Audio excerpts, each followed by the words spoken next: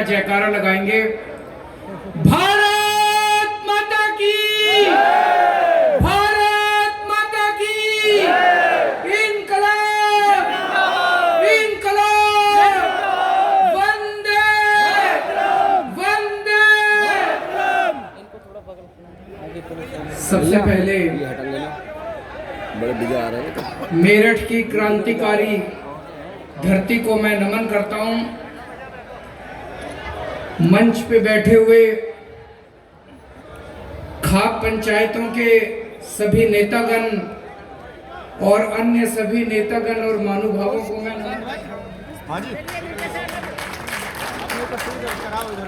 और पश्चिमी उत्तर प्रदेश से आए हुए, कोने कोने से आए हुए हमारे किसान भाइयों बहनों को मैं तहे दिल से नमन करता हूं, नमस्कार करता हूं, प्रणाम करता हूं।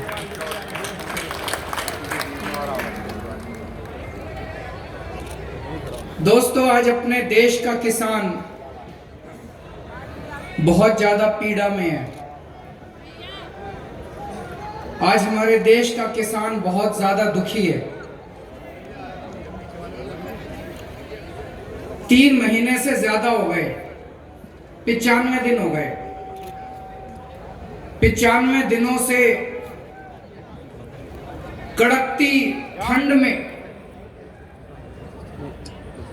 पिछले 95 दिनों से दिल्ली के बॉर्डर के ऊपर हमारे किसान भाई अपने परिवार, अपने बच्चों, छोटे छोटे बच्चों के साथ धरने पे बैठा हुआ है। किसी को मजा नहीं आता ऐसे धरना करने में, किसी को मजा नहीं आता इतनी ठंड के अंदर अपने शरीर को गलाने में। 250 से ज्यादा किसान भाइयों की शहादत हो चुकी है। छोटी बात नहीं है, 250 लोग शहीद हो चुके हैं पिछले 3 महीने के अंदर। लेकिन सरकार की जूं नहीं रेंग रही। दोस्तों, पिछले 70 साल में इस देश के किसान ने केवल और केवल धोखा देखा है। सबने धोखा दिया अपने किसानों को। सारी पार्टियों ने, सारी सरकारों ने। 70 साल में कई सरकारें आई।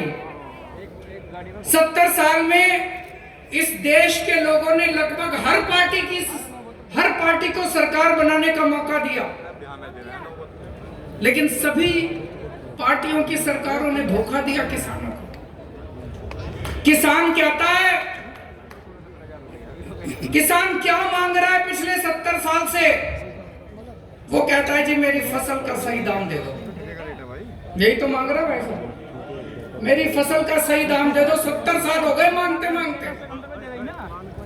और सारी पार्टियों के घोषणा पत्र उठा के देख लो, 70 साल में इतने चुनाव हो लिए, राष्ट्रीय स्तर पे हो लिए, राज्य स्तर पे हो लिए। हर पार्टी के घोषणा पत्र में लिखा होगा हमारी सरकार बना दो, हम तुमको सही दाम देंगे। सारी पार्टियां कहती है, चुनाव के पहले सारी पार्टियां कहती है जी हम आपको फसलों के सही दाम देंगे। एक पार्टी की सरकार ने आज तक नहीं दिए। अगर आज फसलों के सही दाम मिल जाते, हमारा देश का किसान आत्महत्या नहीं करता, हमारे देश के किसान को लोन नहीं लेना पड़ता। आज हमारे देश का किसान कहता है हमारा लोन माफ कर दो। सारी पार्टियां चुनाव के पहले कहती है हमको वोट दे दो, हम तुम्हारा लोन माफ कर देंगे। हर पार्टी चुनाव के पहले कहती है और किसी पार्टी ने नहीं करा। जीतने के बाद कहते हैं पैसा नहीं है, जीतने के बाद कहते हैं पैसा नहीं है। पिछले 25 साल में 3.5 लाख किसान आत्महत्या कर चुके। ये कोई छोटी बात नहीं है, 3.5 लाख किसान आत्महत्या कर चुके। हर चुनाव के पहले पार्टियां कहती हैं तुम्हारे बच्चों को नौकरियां देंगे। किसी पार्टी ने नौकरी नहीं दी, किसी सरकार ने नौकरी नहीं दी। तो मैं सोच रहा था अब ये किसान जो है बॉर्डर के ऊपर बैठे हुए, बॉर्डर के ऊपर क्यों बैठे हैं? इतनी ठंड क्यों बर्दाश्त कर रहे हैं? अपना शरीर क्यों गला रहे हैं? अपनी शहादत क्यों दे रहे हैं? जिंदगी क्यों दे रहे हैं? क्योंकि अब जिंदगी और मौत की लड़ाई आ गई है। ये जो 3 कानून केंद्र सरकार ने बनाए हैं, ये किसानों के डेथ वारंट हैं, ये मौत के वारंट हैं। ये तीनों कानून लागू होने के बाद किसानों की जो बची खुची खेती है वो केंद्र सरकार उठा के अपने 3-4 बड़े बड़े पूंजीपति साथियों के हाथों में सौंपना चाहते हैं। सबकी खेती चली जाएगी, सबकी खेती उन पूंजीपतियों के हाथ में चली जाएगी। और जो किसान आज अपने खेत के अंदर हल जोतता है और अब किसानी करता है, वो किसान अपने खेत में मजदूर बनने के लिए मजबूर हो जाएगा। हर किसान मजदूर बन जाएगा अपने अपने खेत के अंदर। आज जो किसान मालिक है अपने खेत, इसलिए किसान अपनी खेती बचाने के लिए जो बची कुची खेती है, ये डू और डाई का लड़ाई है, करो या मरो की लड़ाई है। इसलिए किसान आज बॉर्डर के ऊपर बैठा अपने शरीर को गला रहा और अपनी शहादत दे रहा है। 2014 के चुनाव में भारतीय जनता पार्टी जब चुनाव लड़ी थी 2014 में, इन्होंने अपने घोषणा पत्र में डाला था, याद होगा आप सबको, इन्होंने घोषणा पत्र में कहा था हम स्वामीनाथन रिपोर्ट लागू करेंगे। कहा था कि नहीं कहा था इन्होंने? बीजेपी कहा था। हर भाषण में इन्होंने जा जाके, प्रधानमंत्री जी ने भी पूरे देश के अंदर कहा था स्वामीनाथन रिपोर्ट लागू करेंगे, जो फसल का लागत है उसके ऊपर 50% हम आपको प्रॉफिट देंगे, एमएसपी उसके हिसाब से लागू करेंगे। अपने किसान बेचारे भोले वाले हैं, सारों ने जम के वोट दे दिया इनको। लोगों को लगा अब क्रांति आने वाली है और इनकी सरकार बन गई, भारी बहुमत से सरकार बन गई। भाई साहब, सरकार बनने के 3 साल के अंदर इसी केंद्र की भाजपा सरकार ने सुप्रीम कोर्ट में एफिडेविट दायर किया है। एफिडेविट में इन्होंने सुप्रीम कोर्ट में लिखा है, भारतीय जनता पार्टी की सरकार ने सुप्रीम कोर्ट में एफिडेविट में लिखा है कि एमएसपी नहीं देंगे। बताओ जी, बताओ आप लोगों को।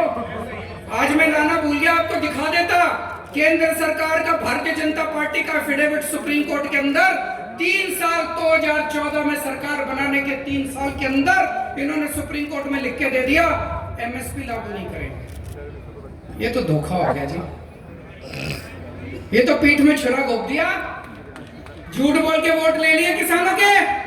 किसान बेचारे भोले वाले थे, 70 साल से धोखा खा रहे थे। किसानों ने सोचा चलो भाई इस बार ये लोग कह रहे हैं, इनकी बात मान लेते हैं। इनकी बातों में आके किसानों ने वोट दे दिए और इन्होंने धोखा दे दिया। आज पूरे देश के अंदर जिस तरह से किसानों पे ये सरकार अत्याचार कर रही है, पानी की बौछारें बरसाई जा रही हैं, वाटर कैनन छोड़े जा रहे हैं, लाठियां बरसाई जा रही हैं, कीलें ठोकी जा रही हैं। ये दुश्मन है क्या हमारे देश के? ये किसान है हमारे देश के दुश्मन है।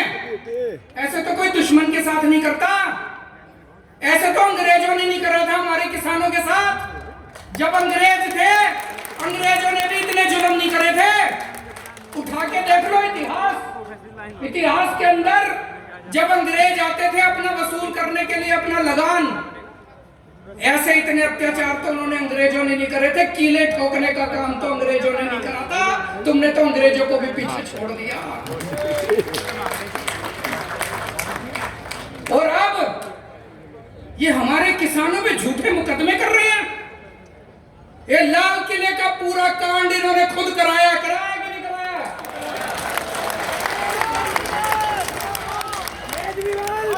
जिंदाबाद जिंदाबाद, केजरीवाल तुम संघर्ष करो। भाई साहब, मैं दिल्ली का मुख्यमंत्री हूं, मेरे पास बहुत लोग आते हैं, उत्तर प्रदेश के लोग भी आते हैं, किसानों के नेता भी आते हैं, पंजाब के लोग भी आते हैं।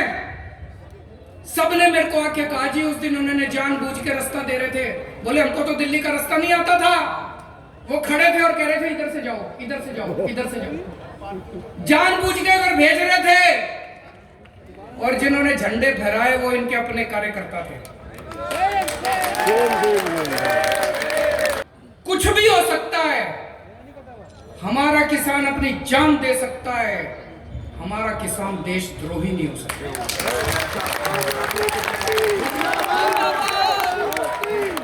आज ये भारतीय जनता पार्टी की केंद्र सरकार हमारे किसानों पे देशद्रोह के मुकदमे चला रही है। इतनी हिम्मत तो अंग्रेजों ने नहीं करी थी। अंग्रेजों ने हमारे किसानों पे देशद्रोह के मुकदमे नहीं चलाए थे। तुम हमारे किसानों पे देशद्रोह के मुकदमे चला रहे हो। हमारे किसानों को आतंकवादी बोलते हैं। मैं आपसे पूछना चाहता हूं, तुम सारे आतंकवादी हो? पूछना चाहता हूं, आतंकवादी हो तुम सारे? मोदी जी शर्म करो, शर्म करो, शर्म करो, शर्म करो। दोस्तों, ऐसे हजारों हजारों लाखों किसान हैं। एक किसान के दो बेटे हैं। एक बेटा भाई साहब आपको देश के बॉर्डर पे मिलेगा और दूसरा बेटा आज आपको दिल्ली के बॉर्डर पे मिलेगा।